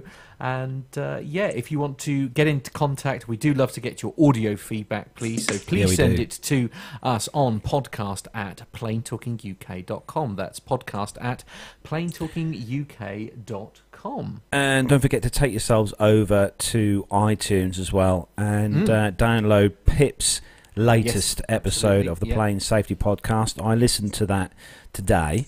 That's episode number 34. Its headline is Radio Navigation Aids, which I did sit and listen to that today. Very good episode indeed. So well done to you, Pip. Quite a long episode as well, which is quite nice. Yeah, that's nice. It got me through the rigours of work anyway. Right. So because you've had a really good week. No, from what I understand. So get yourself over to iTunes and catch up with Pip's latest episode. Absolutely. And also, while you are on iTunes, just for those of you guys and girls who do download the show via iTunes, please give us a little review on iTunes. It takes a few seconds to do. Just click on the reviews and click on the stars. Give us as many stars as you want. 1, 2, 3, 10, and give us a little review on iTunes. It does really, honestly help to promote the show. Pushes up the old chart. Yeah. So that's where we're going to bring episode 138 to a close of the Plain Talking UK podcast. We're going to say a massive thanks to our guest on the show tonight, Matty Fab. Thank you ever so much for coming on this evening and joining us. Yeah, you're more than welcome. Thank you ever so much for having me. I really enjoyed it. I'm very impressed because I know how much of a massive football fan he actually is. So I'm very, very impressed that, bless him, you're lucky he's just had it on in the background, to be perfectly honest with you, Carlos. So seriously, thank you very, very much for joining us, despite something better being on telly, frankly. No, like I said, it's a pleasure. I've enjoyed being on. I really enjoyed being on with you guys in the community. So thank you for having me. Yeah, it's good to have a catch up with you, Matty. Without a shameless plug, if anybody wants to see the training that I've been doing, I've been posting videos on YouTube. Yeah, definitely. Yeah. Plug away. How do they find you on YouTube? What's the name of your channel? You go to youtube.com/student pilot Matt. Very good. And it's only one T, isn't it? Yeah, that's a bit odd. Yeah, absolutely. I've posted them all on there. They've got the ATC comms on, so you can listen to what we're saying to Doncaster radar usually, and see what it involves. Basically, it's. I put them on there for me to watch back because obviously I'm under the hood, so I can't see what's going on. So until I get home and watch the videos, I can't see the fact I've been in the clouds and stuff. And when I was learning doing the PPLs, I'm sure Carlos does and did. I used to watch lots of people's flying videos and found them very educational, so hopefully these will help somebody in the future as well. Very good. Very good. Yes, very good. It's very public service of you, Matty. Well done. Yeah, well done. Absolutely. So don't forget to catch up on Facebook. Find us links on there to the next episode. Yep. We are going to be recording next Saturday. Matt's got to work Friday night. I get to go to the Thursford. I'm very excited about that. If anybody who lives in this area has ever heard of the Thursford Carol concert, it is like nothing you've ever heard or enjoyed, and they've got a rather marvellous collection of steam engines over there as well, so I'm a little bit excited, I won't lie. So we're probably going to go for, unfortunately for our US listeners, I'm very sorry, but we are probably going to go for a Saturday morning show. But we are going to try and see if we can do something sneaky. We are. We've got a little sneaky location that we might be doing next week's show from. So fingers crossed that I will get the go-ahead this week for us to go to this location and do next Saturday morning show. Live on location, as it were. So, yes, absolutely. That's it. So we are going to bring episode number 138 to a close. So if we could ask you then, please, Matt, to say goodbye. Goodbye. And from us here in the studio, we're going to say goodbye as well. Carlos, say goodbye. Oh, help. What are you doing? I'm waving at that camera. You are, actually. That one up there. That one up there, yeah. Absolutely. Not this one. Yeah, no, the one with the nice banner in the background. You see? That's it, yeah. Goodbye, so anyway, everyone. from all of us in the studio, goodbye.